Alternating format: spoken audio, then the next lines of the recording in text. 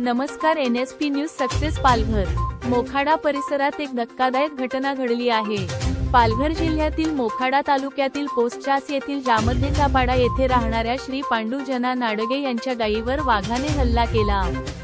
गावाजवळील शेत परिसरात चरत असलेल्या गायीवर वाघाने हल्ला केल्याची धक्कादायक घटना घडली. वाघाच्या या हल्ल्यात गाय जागीच मृत्युमुखी पडली.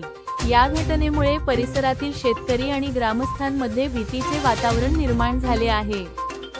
ग्रामस्थांनी या घटनेची माहिती वन विभागाला दिली आहे आणि घटनास्थळाची पाहणी करावी, संबंधित शेतकऱ्याला नुकसान भरपाई द्यावी आणि नागरिकांच्या सुरक्षिततेसाठी तातडीने उपाययोजना करण्यासाठी परिसरात गस्त वाढवावी अशी मागणी करत आहेत.